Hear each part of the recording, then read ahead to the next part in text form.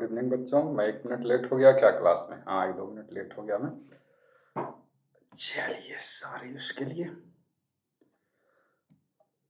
Evening बच्चों, मैं 1 minute late हो गया क्या क्लास में? हाँ, 1-2 मिनट लेट हो गया मैं।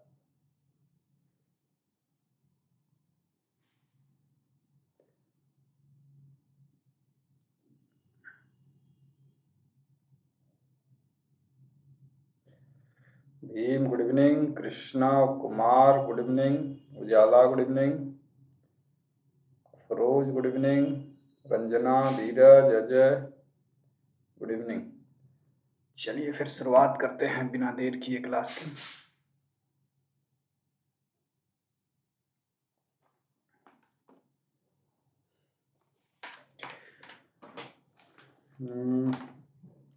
हालांकि है तो सभी अच्छी।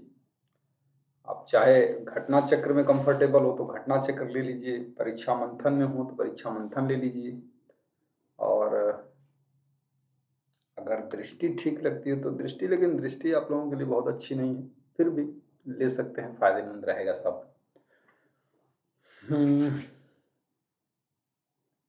तो मेरी आवाज वगैरह में किसी को कोई प्रॉब्लम नहीं है? मेरी आवाज बिल्कुल क्लियर है? मेरी आवाज आप लोगों तक बिल्कुल क्लियर पहुंच रही है?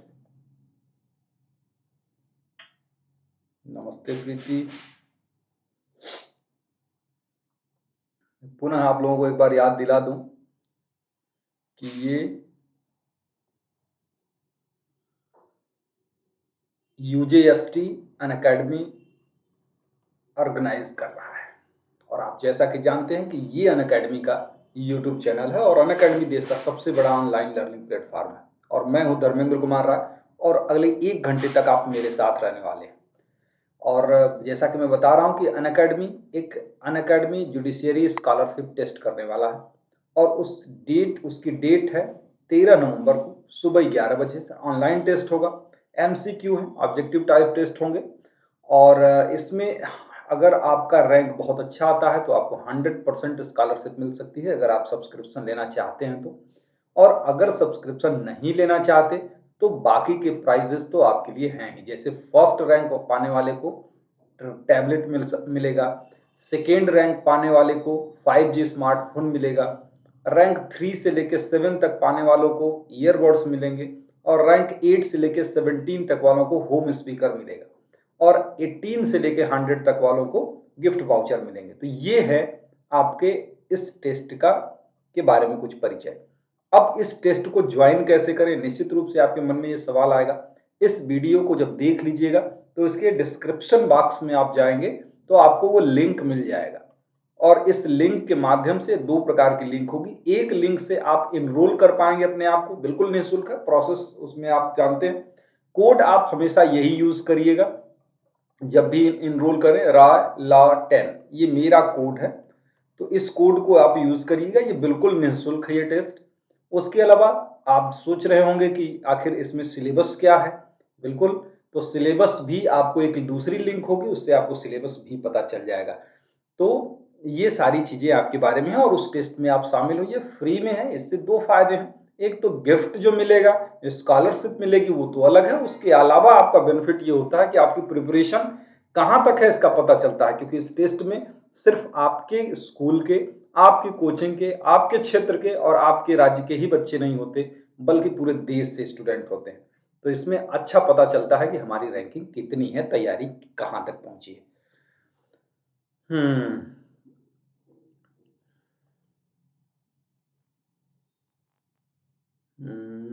ठीक है, बहुत बढ़िया।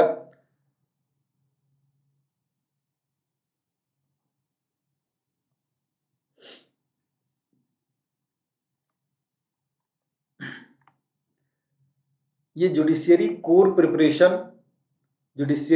प्रिपरेशन बैच एक चल रहा है, और इस बैच की शुरुआत 4 नवंबर से होगी।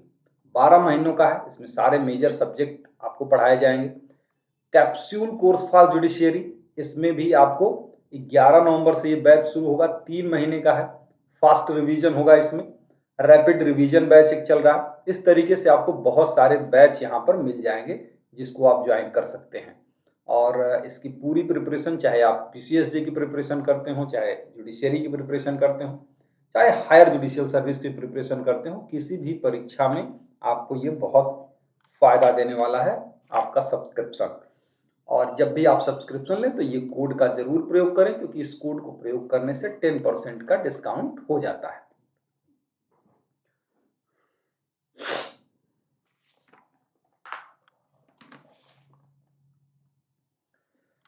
तो चलिए, तो आज के प्रश्न की शुरुआत करते हैं। अब आज देखिए, आज भी मैंने 50 क्वेश्चन ही तैयार किए हैं। 50 क्वेश्चन तैयार किए हैं और इस 50 क्वेश्चन में से आप, अगर आपके पास पेन और कॉपी हो तो इस बात को जरूर कैलकुलेट करिएगा कि इस 50 क्वेश्चन में से आप कितने सही कर पा रहे हैं और कितने गलत कर पा रहे हैं। ठीक है, मतलब कितना सही नहीं हो पाया, इसका कैलकुलेशन करके लास्ट में हमको बताइएगा कि कितना सही हो पा रहा है। चलिए, तो पहला प्रश्न आज का हम लोगों का रहेगा। आज का पहला प्रश्न हम लोगों का है कि भारतीय विश्वविद्यालय अधिनियम कब पारित किया गया था? वेरी गुड अफरोज जी। भारतीय विश्वविद्यालय अधिनियम कब पारित किया गया था? जवाब दीजिए कमेंट में। भारतीय विश्वविद्यालय अधिनियम कब पारित किया गया था?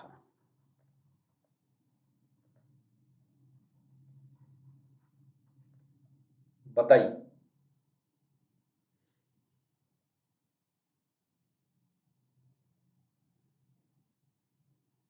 जवाब नहीं आ रहे ज्यादा।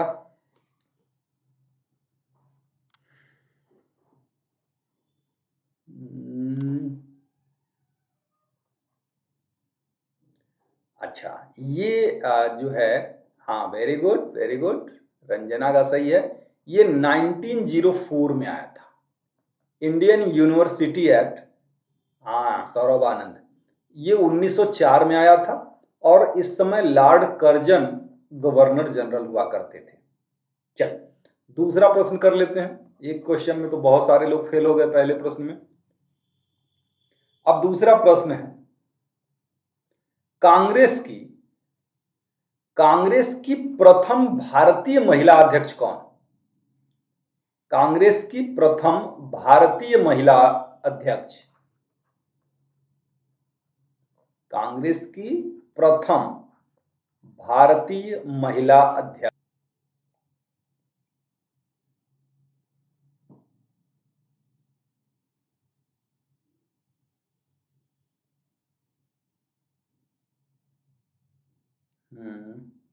चलिए, इसका तो जवाब बहुत जल्दी दिए और बहुत सारे लोग दे दिए। हाँ बिल्कुल, ये सरोजनी नायडू थी। सरोजनी नायडू थी और ये 1925 में भारत की, और भारत करें, कांग्रेस की अध्यक्ष बनी थी।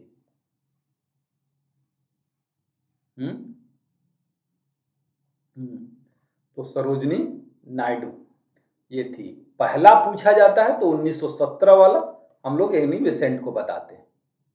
चलिए, तीसरा प्रश्न कर लेते हैं। तीसरा प्रश्न क्या है? तीसरा प्रश्न है कि देश बंधु के नाम से कौन जाना जाता है?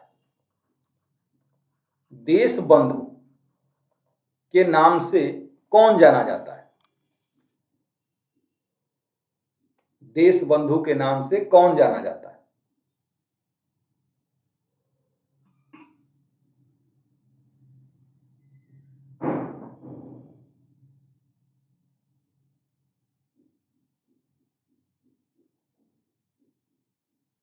बताइए बताइए। देश बंधु हमने पूछा है ना? हाँ, देश बंधु के नाम से।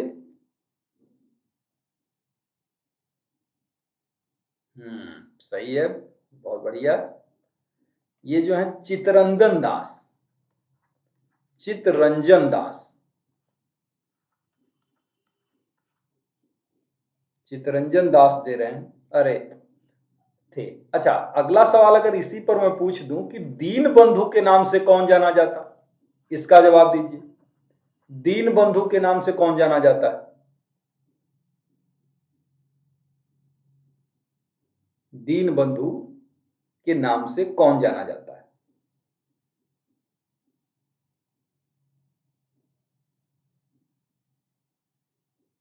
बताइए अब इसका जवाब।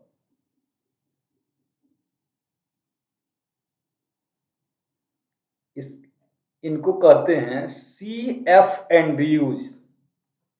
CF एंड्रयूज,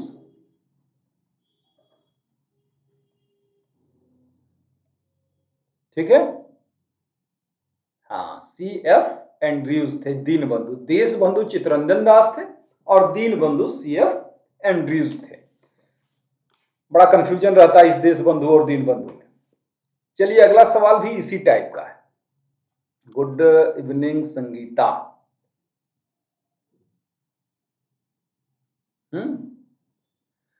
अगला सवाल है मेरा कि लोकनायक, लोकनायक किसको कहते हैं? लोकनायक किसे कहा जाता है? लोकनायक किसे कहा जाता है, बताइए।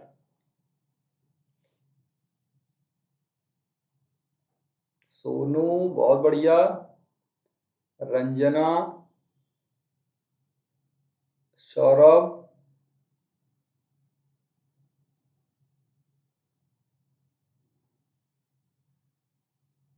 धीरज,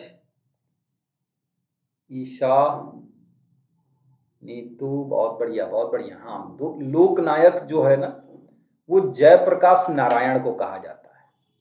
जयप्रकाश नारायण, ठीक।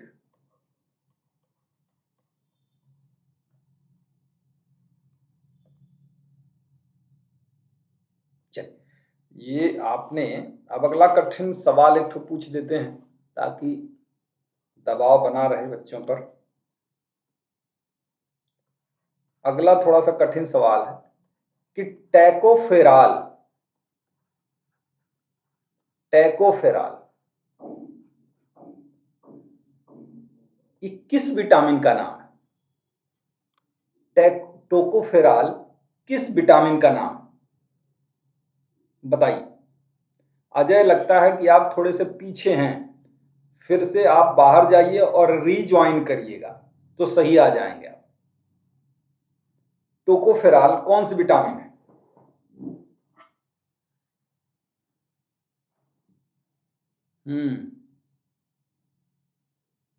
थोड़ा थोड़ा कंफ्यूजन है बस।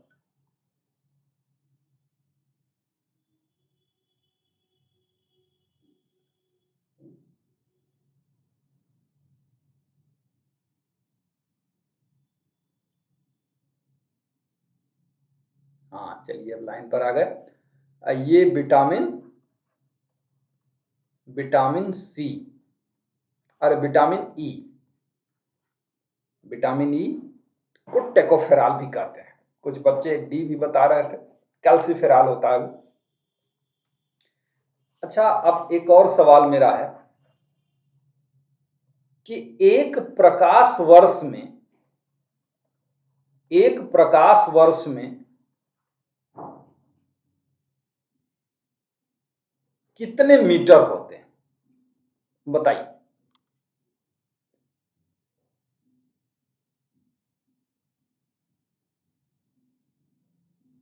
एक प्रकाश वर्ष में कितने मीटर होते हैं?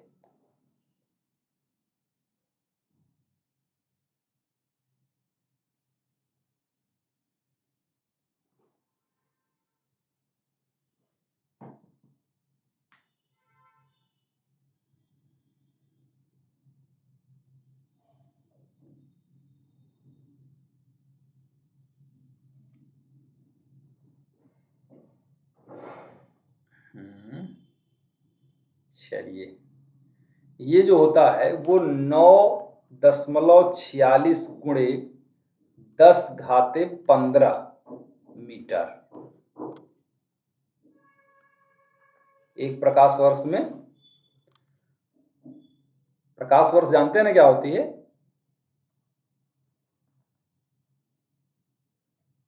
खगोलीय दूरी मापने की इकाई है। तो प्रकाश वर्ष दूरी की इकाई है और कितने मीटर के बराबर होता है? तो 9.46 इंटू 10⁻15। अच्छा, अगला सवाल है हम लोगों का एनीमोमीटर। एनीमोमीटर,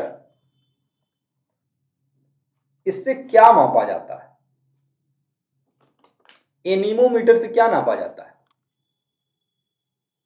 बताइए। धीरे धीरे बच्चे आ रहे हैं। एनीमोमीटर से क्या नापा जाता है?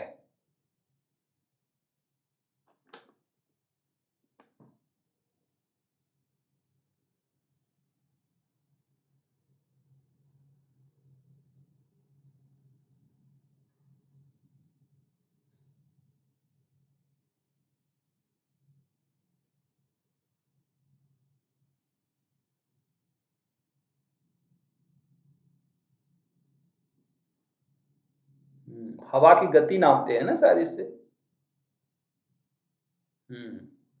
वायु की गति नापते हैं। वायु की गति नापा जाता है इससे, एनीमोमीटर से।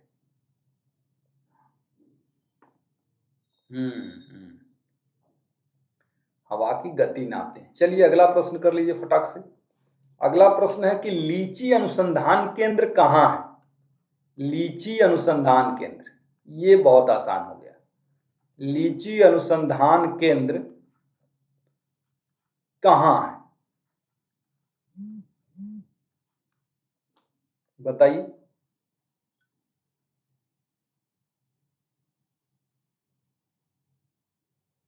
शिव चौबे का जवाब मुझे बहुत अच्छा लग रहा है।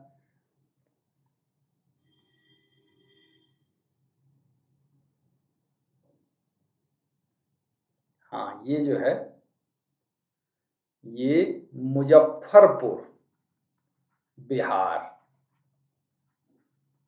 मुजफ्फरपुर में भी एक जगह है मुसहरी, तो मुजफ्फरपुर मुसहरी बिहार। ले, मुजफ्फरनगर नहीं बचवा, मुजफ्फरपुर ही ठीक है। मुजफ्फरनगर यूपी में है।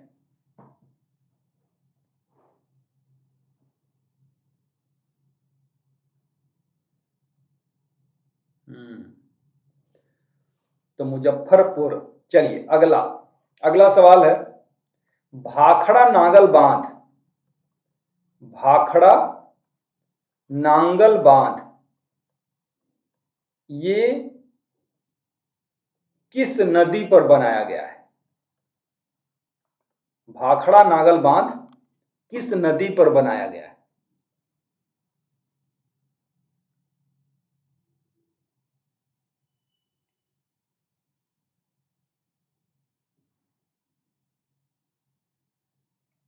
भाखड़ा नागल बांध किस नदी पर बनाया गया है?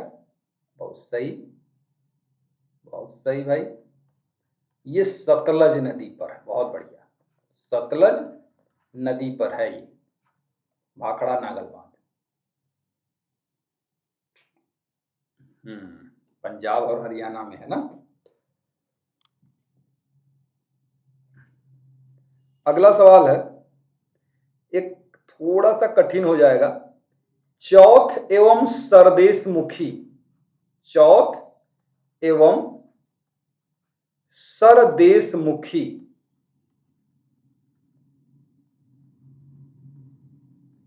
ये कर कौन लगाता, किससे संबंधित है?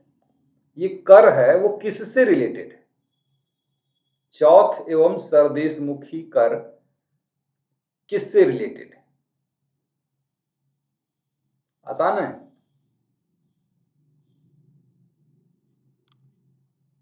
सौरभ, भीम, रंजना, नीरज, कृष्णा, शिष्या, नीतू, भीम।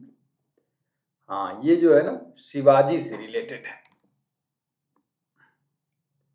शिवाजी से रिलेटेड है ये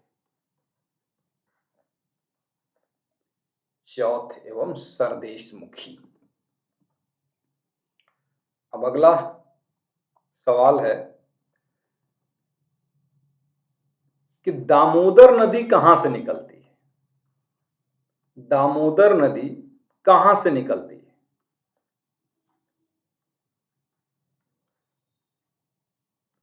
कहां से निकलती है?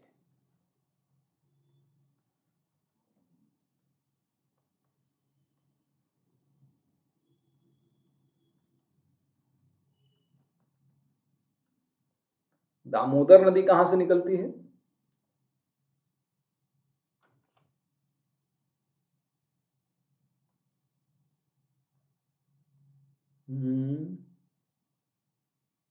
ये बात सही आया है अभी को नीतू। हाँ, झारखंड में एक छोटा नागपुर का पठार है। छोटा नागपुर का पठार।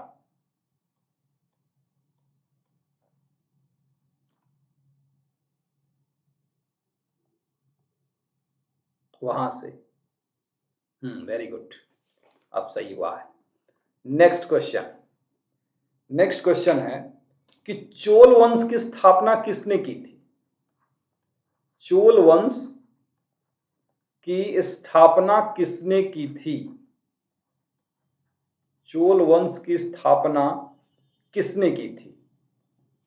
बताइए इसका जवाब।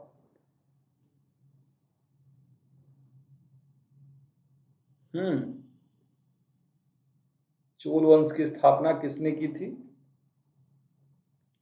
ईसा सेठ, अफरोज अहमद, रंजना, सोनू यादव, नीतू, भीम, कृष्णा, धीरज, ईशा। तो सबका जवाब यही है कि विजयालय ने की थी। विजयालय। स्थापना चोल वंश की विजयालय ने की थी। अच्छा, तब आज तो मुझे नहीं लग रहा है कि आप लोग फंस रहे हैं क्वेश्चन में। ये तो और भी आसान हो जाएगा। चरक। चरक किसके दरबार में रहते थे? किसके दरबार से संबंधित हैं चरक? चिकित्सक थे, किसके दरबार में रहते थे? चरक संहिता भी बनी हुई है इसके लिए। तो चरक किसके दरबार में रहते थे?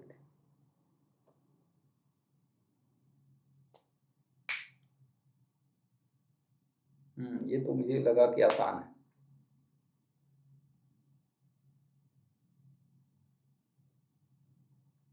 ये आसान है। हाँ, कनिष्क के दरबार में। और यही वो कनिष्क हैं जिनका राज्याभिषेक जो हुआ था 78 एडी में, और इनके राज्याभिषेक से ही शक संवत की शुरुआत हुई है इन्हीं के नाम से। नेक्स्ट है, अगला क्वेश्चन है कि धन्वंतरी किसके दरबार में रहते थे? धन्वंतरी, ये भी आयुर्वेदाचार्य ही है। तो धन्वंतरी किसके दरबार से संबंधित है?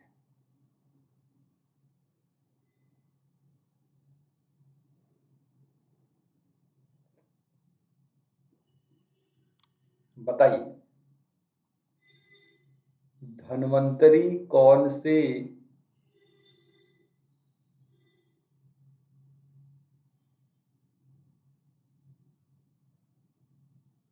किसके दरबार से संबंधित हैं?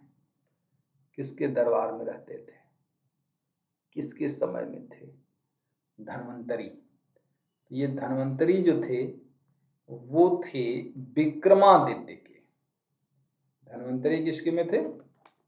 ये थे विक्रमादित्य, यानी चंद्रगुप्त द्वितीय को ही विक्रमादित्य कहते हैं।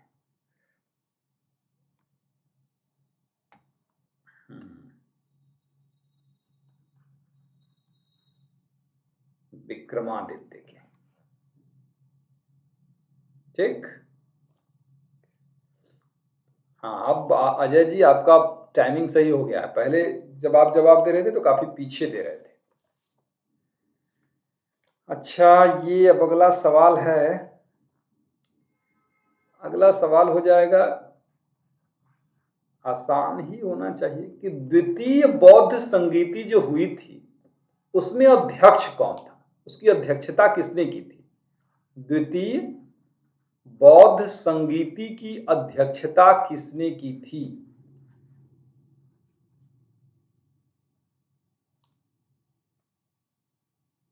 द्वितीय बौद्ध संगीति की अध्यक्षता किसने की थी?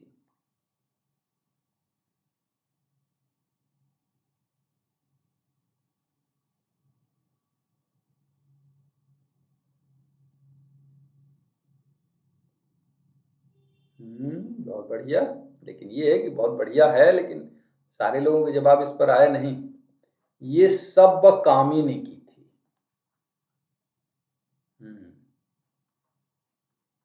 सब्बकामी ने की थी इसकी अध्यक्षता, और उस समय राजा जो थे वो कालाशोक थे, और 383 ईसी पूर्व में हुआ था ये। तो द्वितीय बौद्ध संगीति कालाशोक, पहली वाली अजातशत्रु ने। नेक्स्ट क्वेश्चन है कि भारत छोड़ो प्रस्ताव के समय में गवर्नर जनरल कौन था? भारत छोड़ो प्रस्ताव के समय में गवर्नर जनरल कौन था? भारत छोड़ो आंदोलन जो हुआ था उस समय भारत का गवर्नर जनरल कौन था?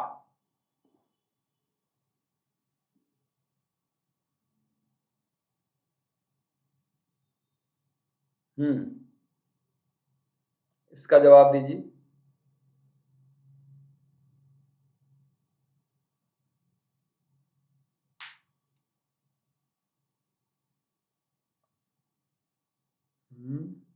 ज्यादा जवाब आ नहीं रहे।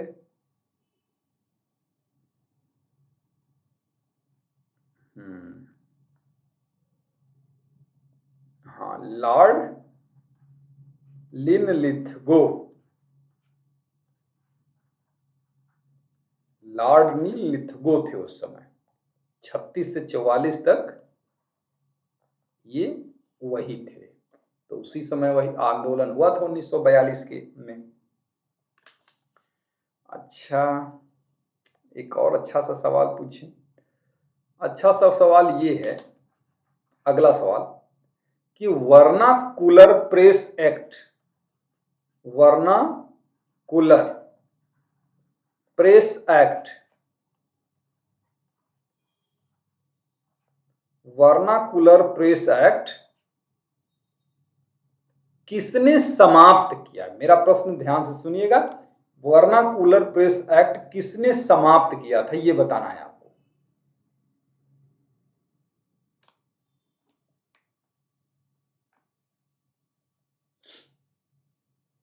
वर्नाकुलर प्रेस एक्ट को किसने समाप्त किया था?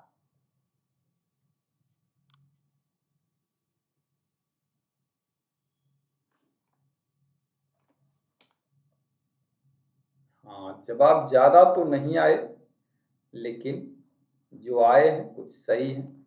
लॉर्ड रिपन थे उस समय। लॉर्ड रिपन, हाँ, ये लॉर्ड रिपन थे, और इस समय वर्नाकुलर प्रेस एक्ट को इन्होंने 1882 में समाप्त किया था। 1872 में vernacular press act lord Lytton के समय में लागू किया गया था। 1878 में लॉर्ड लिटन के समय में लागू किया गया था, और हटाने का काम जो था वो लॉर्ड रिपन ने किया था। नेक्स्ट क्वेश्चन ये आ गया आपका। मुख्य चुनाव आयुक्त इस समय कौन है? मुख्य चुनाव आयुक्त इस समय कौन है?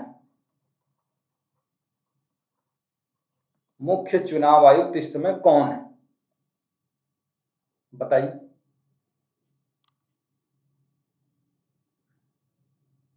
मुख्य चुनाव आयुक्त इस समय कौन है?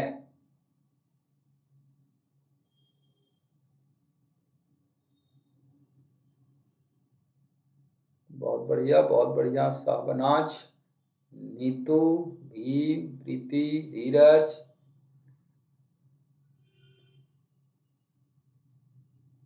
हाँ, ये हो गए हैं राजीव कुमार। राजीव कुमार ये हैं मुख्य चुनाव आयुक्त इस समय। अगला सवाल, 20 सवाल हम लोगों के हो गए। एक बुक थी जिसका नाम था एम्स में जंग लड़ते हुए, इसको किसने लिखा था? एम्स में जंग लड़ते हुए, कोविड काल की बुक है, किसने लिखा? एम्स में जंग लड़ते हुए, इस बुक को लिखा किसने?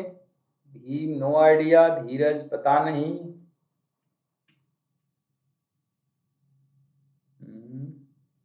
नहीं पता सोनू? नहीं ईशा, थोड़ा गड़बड़ हो गया। निशंक ने दूसरी, अरे हाँ निशंक वही है।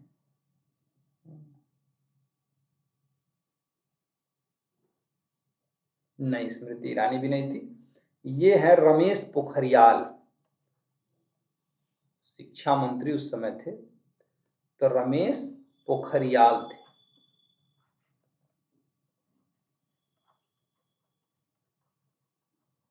रमेश पोखरियाल, ठीक है। हाँ, एम्स में जंग लड़ते हुए, जब एम्स में उनको कोविड हुआ था, भर्ती थी, तो उसी समय उनको किताब लिखने की सूझी थी। अगला सवाल हो जाएगा हम लोगों का,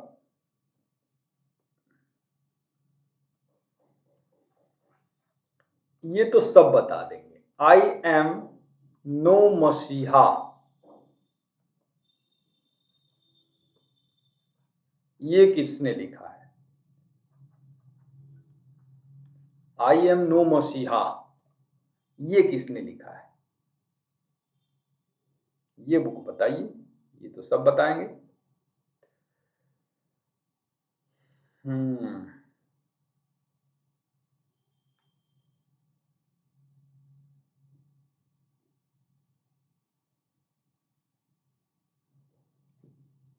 आई एम नो मसीहा, चलिए बहुत बढ़िया, लेकिन पूरा पूरा सही नहीं है। सोनू सूद, सोनू सूद प्लस मीना अय्यर, ये मिल के लिखा था। दरअसल मीना अय्यर ने ही ये बुक लिखी थी, लेकिन अगर मीना अय्यर लिखती तो उस बुक को पढ़ता कौन, तो इसलिए उन्होंने अपना नाम भी लगा दिया, मीना अय्यर। क्योंकि उनको जिम भी जाना रहता है ना, तो ज्यादा समय दे नहीं पा रहे थे। तो ये आई एम नो मसीहा। चलिए नेक्स्ट क्वेश्चन करेंगे हम लोग। चलिए खेल से पूछ देते हैं, आईपीएल 2022 का विजेता कौन रहा है? आईपीएल 2022 का विजेता कौन टीम रही है? बताइए। आईपीएल 2022 की विजेता कौन टीम रही है?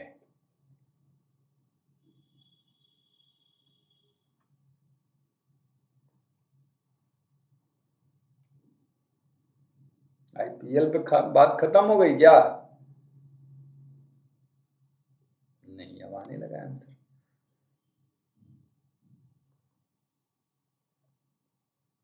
हाँ, ये गुजरात टाइटन, जो कि नई टीम बनी है अभी, गुजरात टाइटंस, ये टीम जीती है और नई टीम बनी है, लखनऊ की एक ठो यहाँ की। तो गुजरात टाइटन, हार्दिक पांड्या इसके आप लोगों के फेवरेट खिलाड़ी जो होंगे, वो इसके कैप्टन है और उन्होंने जीता है। नेक्स्ट क्वेश्चन कर लेते हैं।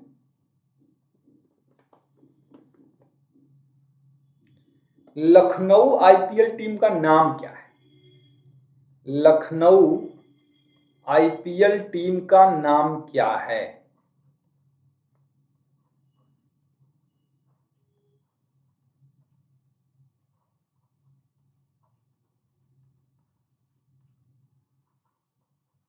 बताइए, लखनऊ आईपीएल टीम का क्या नाम है?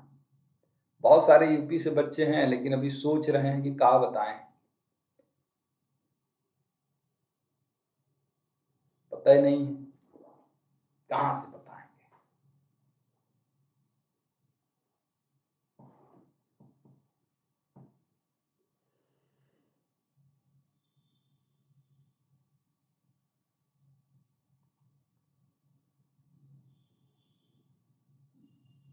इंडियन प्रीमियर लीग, वाह। लखनऊ सुपर जॉइंट्स, बिल्कुल सही, लखनऊ सुपर जॉइंट्स, ये हैं लखनऊ की आईपीएल। ये दोनों टीमें जो हैं एकदम फ्रेश फ्रेश हैं। अगला सवाल कर लेते हैं हम लोग। 25वां सवाल आज का है, भीम ऐप, भीम ऐप जो है, इस भीम ऐप का फुल फॉर्म क्या होगा?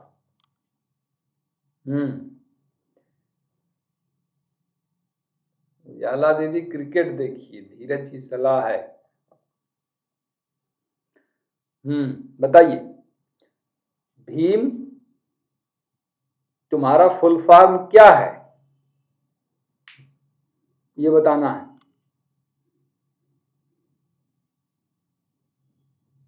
क्या अनुपमा, बड़ा लेट आई क्या?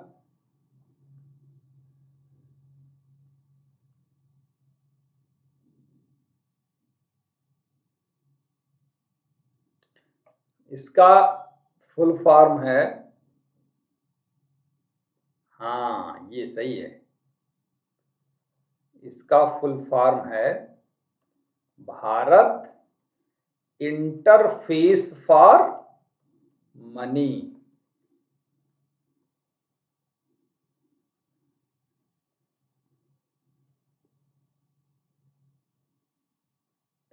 कोई बात नहीं बच्चों, तो भारत इंटरफेस फॉर मनी। चलिए, जब फुल फॉर्म की बात हो रही है तो एक और पूछ देते हैं, आप लोग बहुत यूज करते हैं इसको। यूपीआई का फुल फॉर्म क्या होता है? यूपीआई,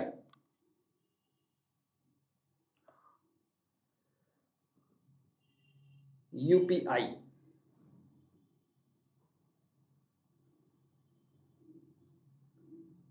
यूपीआई,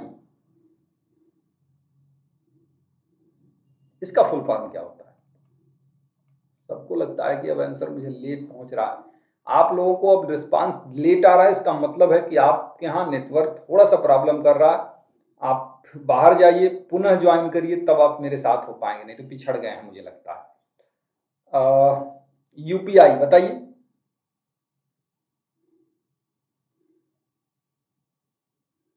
पृथु भी आ गए हैं, हाँ ये सही है, unified payment interface. Unified payment interface.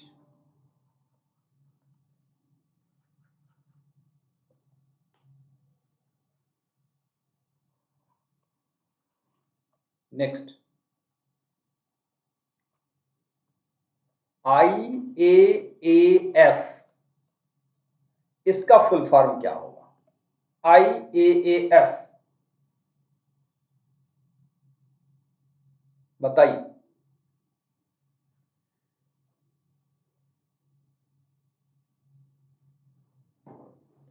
IAAF, इसका फुल फॉर्म क्या होगा?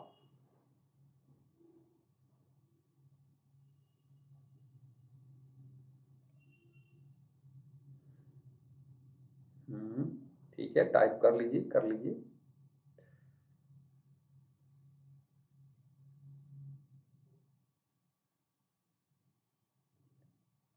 इसका मतलब होता है,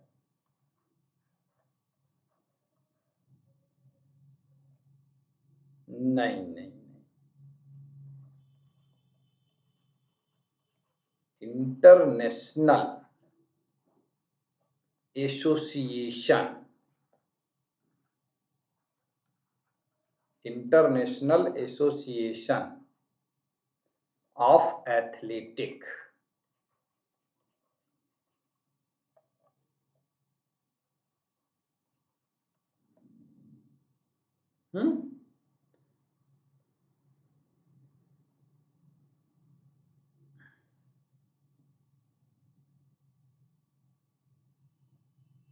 इसको कह सकते हैं इंटरनेशनल एमेच्योर एथलेटिक फेडरेशन भी कहते हैं।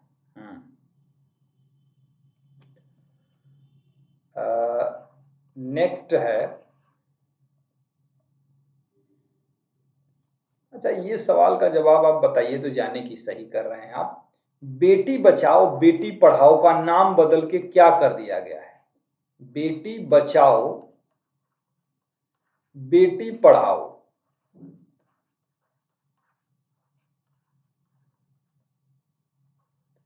बेटी बचाओ और बेटी पढ़ाओ,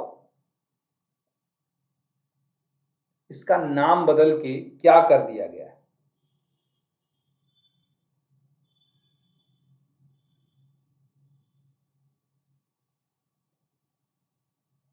बताइए बताइए बताइए। इसका बहुत शॉर्ट में ही लिखना है तो बता सकते हैं, बहुत लंबा तो टाइप करना नहीं। बेटी बचाओ बेटी पढ़ाओ, इसका नाम बदल कर दिया गया है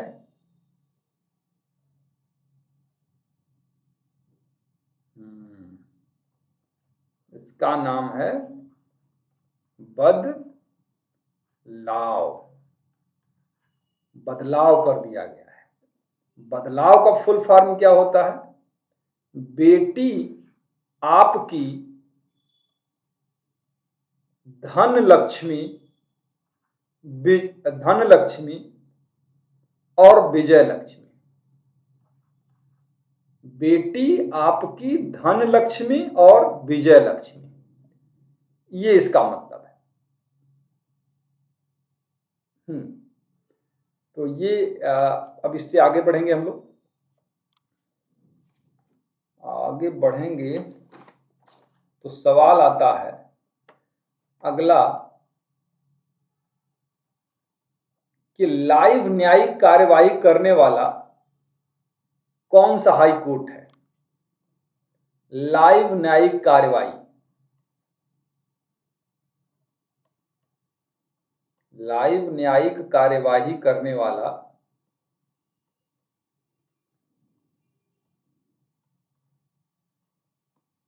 ये कौन सा हाई कोर्ट है? बताइए।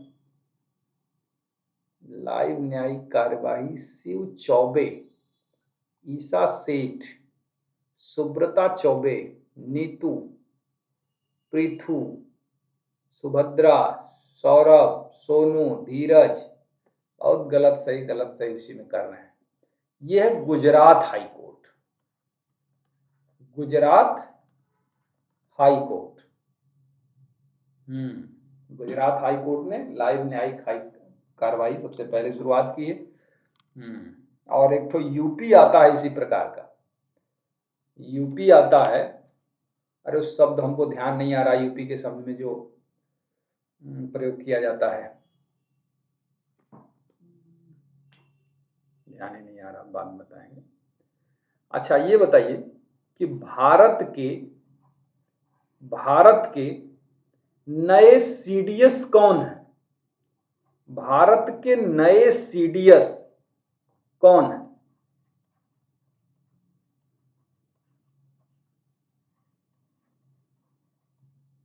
सीडीएस कौन है?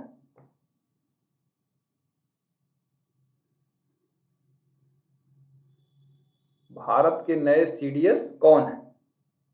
सुभद्रा चौबे। तो इसमें ज्यादातर लोग तो वही होंगे जो लोग मेंस की परीक्षा देने के लिए प्रिपरेशन कर रहे हैं। तो ये है कि जीएस तो आप लोगों का सही है। भारत के नए सीडीएस जो हैं वो मेरे भाई अनिल चौहान हैं, अनिल चौहान।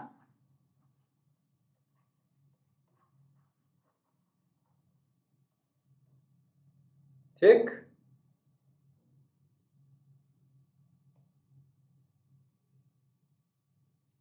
अनिल चौहान। इससे पहले कौन था? इससे पहले जनरल बिपिन रावत थे। अगला है, अगला है कि 70वां मिस यूनिवर्स खिताब 2021 का में जो हुआ था, वो 70वां मिस यूनिवर्स खिताब किसे मिला है?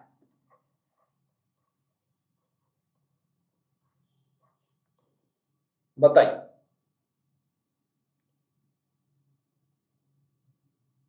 बेटा 4:30 बजे से चलता है ये। 70वां मिस यूनिवर्स खिताब किसे मिला है?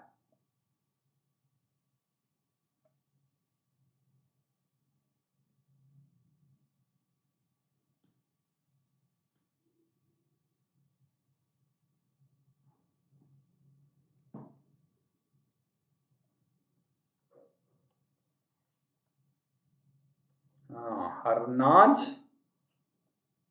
कौर संधू। हरनाज कौर संधू को मिला है और ये भारत की कौमी मिस यूनिवर्स हैं। भारत की कौमी मिस यूनिवर्स हैं। सब ऊपर से जा रहा है? नहीं, नीचे से भी जाएगा, घबराइए नहीं। सही तो है, सही तो बता रहे हैं। अब ऐसा तो कोई होगा नहीं जो इसको सारे जवाब आते हैं। और इसमें जो फटाफट जवाब आप देख रहे हैं तो कुछ लोगों को तो बहुत अच्छे से तैयार है, लेकिन कुछ लोग ये भी तो कर रहे हैं कि नहीं आ रहा है तो जवाब नहीं दे रहे हैं, जिनको आ रहा है वही दे रहे हैं। हाँ, मिस यूनिवर्स खिताब पाने वाली भारत की ये तीसरी सुंदरी है। पहले 1994 में दिया गया था सुष्मिता सेन को, फिर 2000 में लारा दत्ता को और तीसरा हरनाज कौर संधू 2021 में।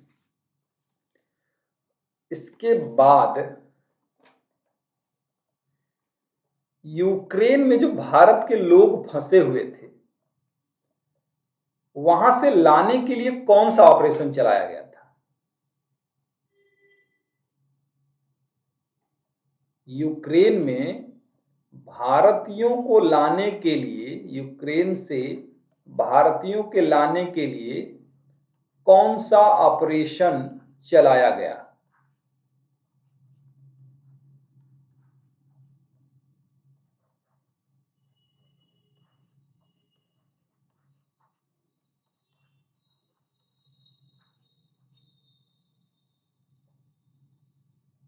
तो सही।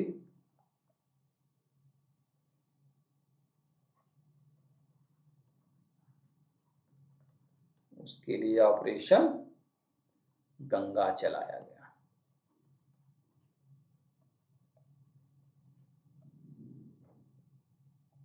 हाँ, बहुत सही, बहुत सही। अच्छा, एक सवाल और है, और वो सवाल आप बताइए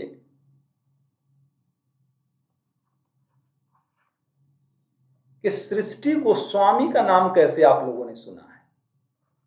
सृष्टि गोस्वामी का नाम आपने कैसे सुना है?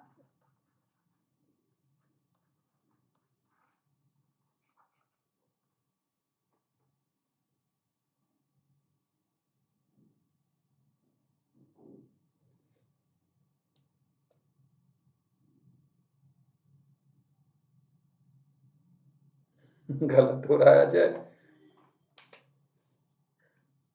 सृष्टि गोस्वामी।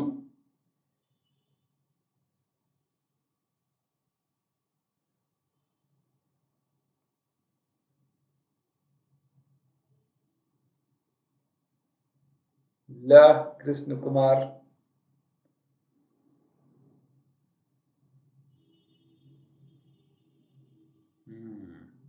सृष्टि गोस्वामी वो लड़की है जिसको एक दिन के लिए उत्तराखंड का मुख्यमंत्री बनाया गया था, नायक स्टाइल में। एक दिन का मुख्यमंत्री। कुर्सी पे बैठो और फोटो खिंचवा लो। अच्छा, ये अगला है, ये आप लोगों के काम का है, मतलब एकदम बहुत क्लोज है आप लोगों से। नालसा का फुल फॉर्म क्या होता है? नालसा का फुल फॉर्म क्या होता है?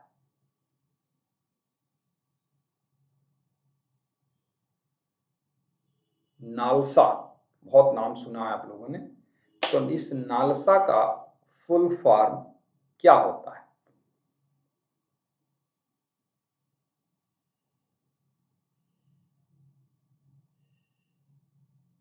बेटा मुझे बनाना होता तो तुमको मैं बना ही देता, यूके का प्रेसिडेंट बना देता मैं। इंडिया का बना देता, लेकिन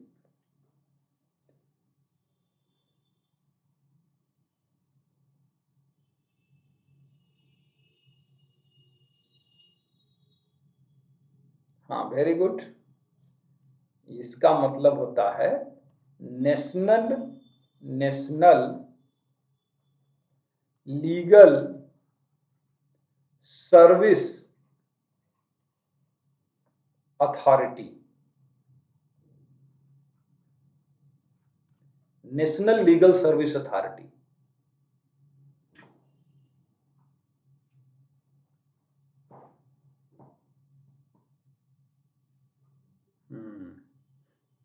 नेशनल लीगल सर्विस अथॉरिटी। चलिए अब थोड़ा सा और कुछ बता लीजिए, थोड़ा डिफरेंट करते हैं अब। वृंदावन गार्डन कहाँ है? वृंदावन गार्डन।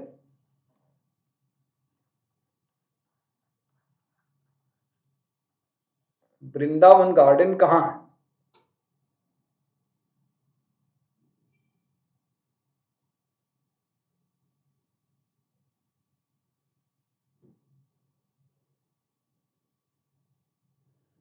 लेकिन एक बात है कि नीतू का भी जीएस में देख रहा हूं बहुत बढ़िया हो गया है।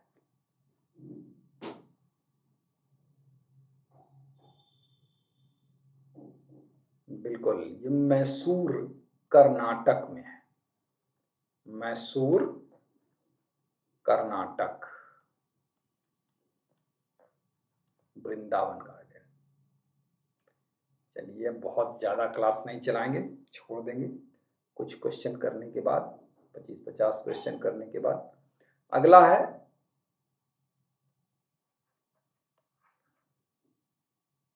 वैशेषिक दर्शन। वैशेषिक दर्शन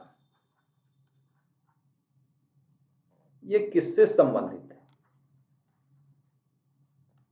वैशेषिक दर्शन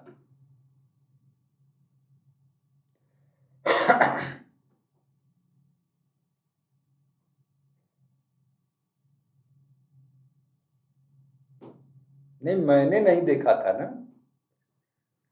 हो सकता है कि रवि सर के सामने बहुत बढ़िया परफॉर्मेंस रहा हो, लेकिन मेरे सामने नहीं कभी दिखा था ना। वैशेषिक दर्शन बताइए किससे संबंधित है?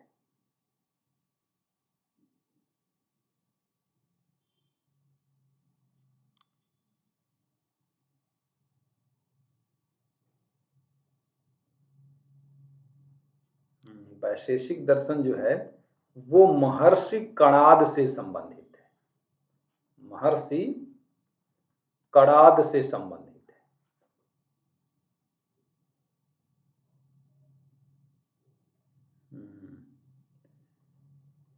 नेक्स्ट नेक्स्ट है यक्षगान। यक्षगान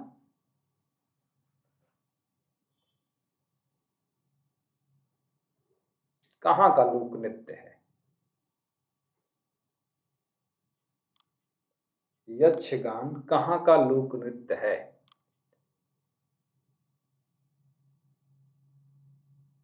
बताइए। यक्षगान कहाँ का लोक नृत्य है? यक्षगान, करगा, ये सब।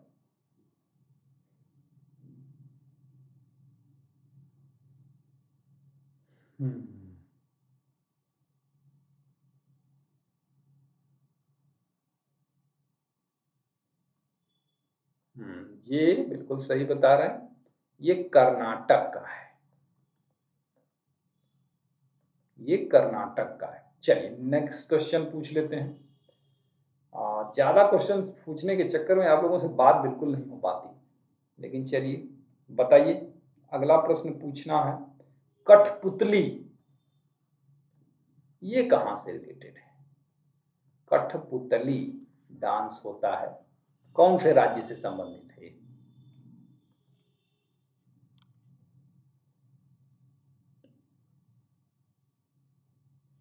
कठपुतली डांस कहां से संबंधित है? अजय का आज दिन खराब है।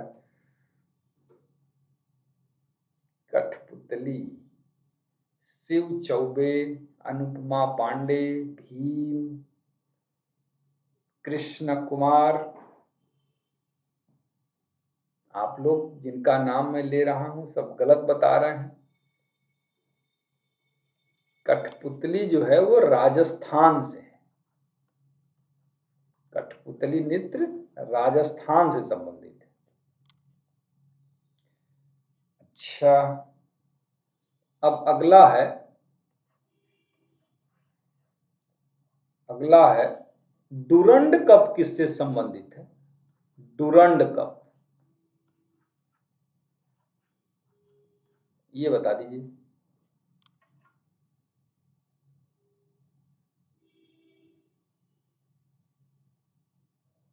डुरंड कप किससे संबंधित है?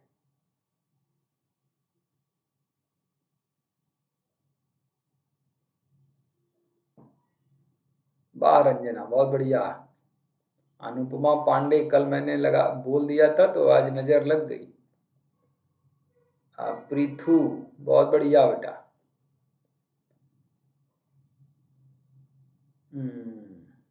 फुटबॉल से संबंधित है, पता नहीं क्या क्या, हॉकी, बैडमिंटन, ये फुटबॉल है।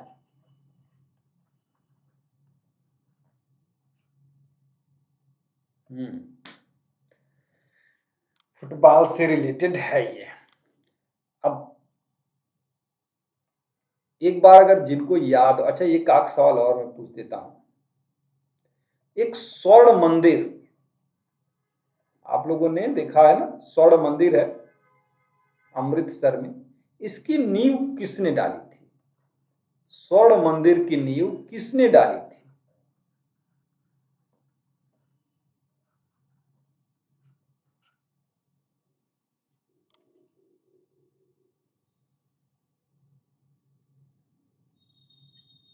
स्वर्ण मंदिर की नींव किसने डाली थी?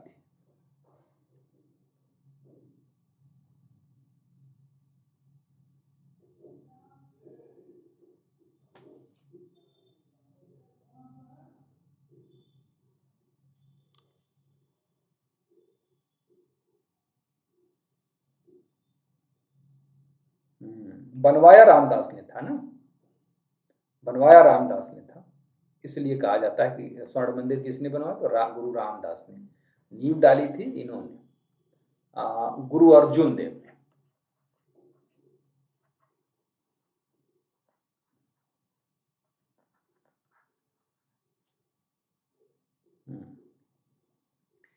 एक सवाल और है यहां पर कि होम्योपैथिक चिकित्सा के जनक किसे कहा जाता है? होम्योपैथिक चिकित्सा का जनक किसे कहा जाता है? ये बताइए, होम्योपैथिक चिकित्सा का जनक किसे कहा जाता है?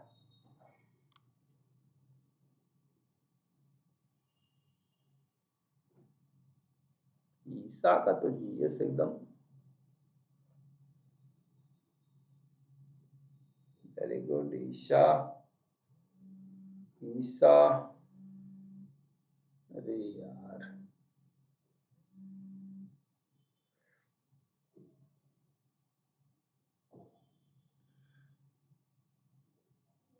सब बता दे रहे हैं, सब बता दे रहे हैं, कुछ नहीं आइडिया बता रहे हैं। ये जो है, ये होम्योपैथिक चिकित्सा के जनक हैं हैनी मैन। हैनी मैन। चल, तो आज के सेशन को यहीं समाप्त करते हैं। ये एक बार बता दीजिए, स्वलिहा परवीन अभी को आ रहे, ये बता दीजिए कि किसका कितना गलत हुआ, अंदाजन कितने क्वेश्चन गलत हो गए। एक बार फटाक से बताइए ताकि हमको आइडिया मिल सके कि ये पेपर बहुत आसान था कि ठीक ठाक था कि एवरेज था, कठिन था। तो एक बार तत्काल आप लोग थोड़ा सा बताइए। अच्छा, ईसा सीट, वेरी गुड भी। सुभद्रा चौबे 5, शिव चौधरी, वेरी गुड धीरज, अजय, यस प्रीति, हाँ प्रीति कोई बात नहीं, भीम, 4:30 बजे से बेटा चलता है क्लास। विजडम मतलब रंजना, सौरभ, ये सौरभ इतने नहीं आ रहे थे आपको, अच्छा, अनुपमा पांडे, हाँ लेट आई हुई थी, सोनू यादव, अच्छा, शाहबनाज, एनीमैन अभी बता रही, नीतू, हाँ थोड़ा सा हमने कहा था कि एक आइडिया लगेगी ना कि कितना में से कितना आप गलत कर पा रहे हैं। अब ये क्वेश्चन जैसा था, इसे बहुत कठिन तो कह नहीं सकते, तो इसमें 60% से ऊपर होना चाहिए ठीक मार्किंग के लिए। 60% होना चाहिए था इसमें, हाँ 60% है तो अच्छा है, और अगर 60% से जितना ऊपर जा रहे हैं उतने एक्सीलेंट की तरफ जा रहे हैं। तो मैं ऐसे ही प्रश्न बनाऊंगा। अभी कल भी क्लास रहेगी हमारी 4:30 बजे से, 4:30 बजे से रहेगी, और कल भी ध्यान दीजिएगा कि क्या आप 60% ईमानदारी से कर पा रहे हैं। मतलब ईमानदारी का मतलब ईमानदारी, ये नहीं कि हमारे दिमाग में राजस्थान और हरियाणा चल रहा है, दिख गया राजस्थान ऊपर वाले कमेंट में तो हमने राजस्थान मार दिया, वो वाली बात नहीं। एक्चुअल में आपको आ रहा है कितना, 50% प्लस ही है कर है तो ही अच्छा है, अच्छा माना जाएगा 50% प्लस वालों का। लेकिन और अच्छा अगर करना है तो 60 प्लस कर दीजिए, मान लीजिए कि बहुत बढ़िया जा रहा है। ठीक है, तो चलिए फिर बाय बाय करते हैं इस सेशन में, कल मिलते हैं 4:30 बजे शाम को। तो फिर ऐसे ही क्वेश्चन में इकट्ठा किए रहूंगा आप लोगों को लायक बढ़िया बढ़िया सेलेक्ट करके। करंट अफेयर्स भी होंगे, कुछ ट्रेडिशनल क्वेश्चन भी होंगे, कुछ खेल से होंगे, कुछ एब्रिविएशन होंगे, जैसे प्रश्न आते हैं आप लोगों की परीक्षा में वैसे ही प्रश्न मैं कलेक्ट करके कल भी आप लोगों से पूछने वाला हूं। ठीक है, बहुत अच्छा सेशन रहा, आप लोगों का पार्टिसिपेशन बहुत बढ़िया रहा, और इसलिए मुझे भी मजा आ रहा है इस सेशन में। तो आप लोग जब तक करते रहेंगे मैं कराता रहूंगा, जब आपका मन भर जाएगा तो बताइएगा, मेरा भी मन भर जाएगा। ठीक, ठीक है, बहुत बहुत शुभकामनाएं आपको।